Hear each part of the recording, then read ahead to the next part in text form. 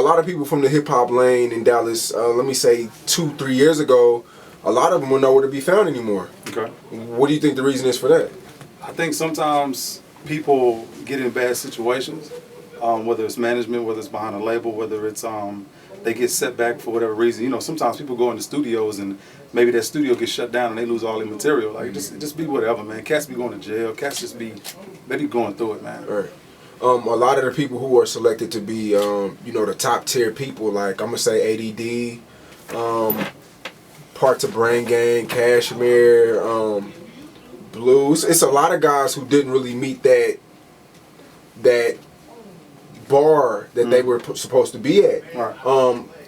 You know, a lot of these people were supposed to be big in 2014, 2015. Right. Now, you know, it's like Bobby Sessions now, Star, you got Raw Elements still floating, you know, in there, but a lot of people are nowhere to be found. Do you feel like some of that falls back on the way the artists were moving too? Yeah, because at the end of the day, whether I have an artist, whether I have a manager, whether I have a publicist, whether I have anybody, I'm still going to work for myself. I can't sit back and just let somebody work for me. I still got to be doing something, you know what I mean? Because at the end of the day, what I can appreciate, I can only work for myself. I can only speak for myself. Right. And at the end of the day, if they're not working for themselves or whatever the situation is, then that's where it's going wrong. Right. How do you feel about the state of Dallas hip hop right now? You know, where are we at right now with it? It's in a good space, man, because it's a couple of different moves and waves that are kind of doing their own thing. You know what I mean? I sat back. I'm not even gonna say I sat back. I just kind of watched from being in the midst of everything and just kind of watching and letting everything unfold and happen on its own. And cats is getting play on their own now. Cats is going and they creating hit records or they creating followings on their own. And it just goes to show that you don't always have to go a certain way to make it happen. Right. Now in Dallas it's different. You kind of got the hood artists popping a little more than the hipster crowd, the hip hop crowd. Right. What's the reason for that? Man, because you know, you got to think when they get one of those records and they get big in the streets, it's gonna spread. It's gonna spread quick, man. They're big on YouTube, on SoundCloud. Like, you got to think those records are gonna spread quickly, and you got to think the hood. They're waiting on that person from their hood to blow up so they can get behind them and rep that person. Like, oh, okay, he's from Oak Cliff or he's from Fort Worth or wherever. They're waiting for that, and that's what they want. Right. Now, artists like yourself, we do a lot of business together with shows and stuff. You sell a lot of tickets. You know, when it comes to opening up, you sell a lot of tickets. And there are a lot of artists who may be more popular than you or may have more views than you. They can't move tickets at all. Right. What is the formula behind that? For me, it's just a hustle, man. You know, you got to think, because like I'm not out here making no hit records. I ain't out here trying to make hit records. You know what I mean? And I've come to that realization. It is what it is. So what I'm gonna do is I'm gonna work the circuit. I'm gonna work the shows, and I'm gonna get all these people. I'm gonna touch every single one of these people every time I hit the stage, because you know, like just like the Currency situation. Every time I show up at a Young Roddy show or Ellie Dollar Sign show or a Currency show, they know me. You know what I mean? And them followers, they gonna turn to dollars. That's how I see it. Right. All right, now. At the beginning of the year, when you would post something, you were on the blogs. You made a few big blogs this year, but then, you know, towards the end of the year, you kind of didn't. What's up with the PR behind that? What's up with the management and shit behind that? Well, the PR that I was originally rocking with, we kind of parted ways. You know what I mean? I was with Sandrine and Hope Dealers, and we parted ways. Not over just no real reason other than we just kind of grew in two separate directions, and we just thought that was best. Yeah. But I mean, as far as, you know, the whole publication blog thing, you know what I mean? You got to think it's not always about the relationship. You just got to make sure your email is synced. You send the right email, you got the right content in there, they're going to pick your shit up. You know what I mean? And like I said, Boy Wonder, they was picking it up, you know what I'm saying? This is 50, like all these websites, the Source, they still pick it up now. Like they picked up the new video, you know what I mean? So you just got to find your situation and stick with it, whatever's comfortable. All right, now a lot of people say, oh, Dallas is no supporting Dallas, or there's politics. We have a lot of conversations behind the scenes about, you know, your feelings on a lot of things. Do you feel like, and back to the question I asked you earlier, that people overlook you and stuff is still forced on artists that just don't have it? Yeah, I think that's a lot of it. That's a lot of it, because, you know, the last time we sat down and talked, we spoke about the Observer and Central Track. Now almost every time I post something, like you see, I just got posted on the Observer, you know what I mean?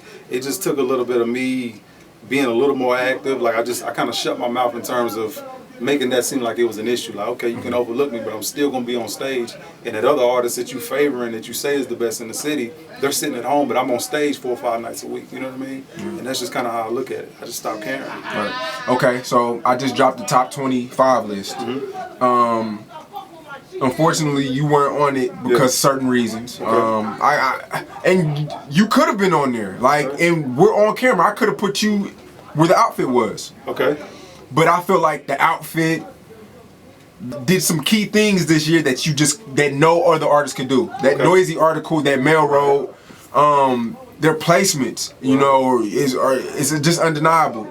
You know, so that's why I put them. You know, and I could have put a few artists where they're at, but I feel like they kind of beat everybody because they did perform certain key shows. They did. And that was the reason why, you know. But I want to hear your take on the list when you saw it, honestly, on camera. I looked at it about 2 o'clock this morning. I rolled over, you know what I mean? I got to scrolling through the Twitter and I seen that you posted and I opened it up. I seen number 25 was Maserati A and I knew automatically I wasn't on it. And why is that? Just because, man, he was crazy busy this year. You know what I mean? And I knew you weren't gonna show no favoritism, and that's fine. You know, and people think that like, we just, you know. Yeah. So I mean, I kind of looked at it for everything that it was, man. Those 25 artists, they were busy, every single one of them, and I was busy, but not to that degree. You know what I mean? Some of them cats, whether they paid their way, whether they had a hit song, whether they had audible treats behind them, you know what I mean? You gotta think the outfit they went on tour Run the Jewels. You know what I mean? And then they have the major publications behind them. So it's like some of that stuff you can't touch. And your best bet is to not try to, is just keep working in your lane and not worry about anybody else. Right. And that's kind of what I've always stuck to, especially this last year. Right. Okay, now you just released a video with who's the comedian again? Roy Lee. Roy Lee. Right. Okay, and it's doing pretty well. Dallas Observer picked it up, a whole bunch of different blogs picked it up. It's going crazy on your IG. Right. Speak on what can we expect from you in 2016 that we didn't see from you in 2015? Pretty much everything reloaded. I mean, I got out there on the road. I went on tour. You know what I mean? I want to do my own tour now. You know what I mean? I want to fund my own tour to where it's just like no handouts.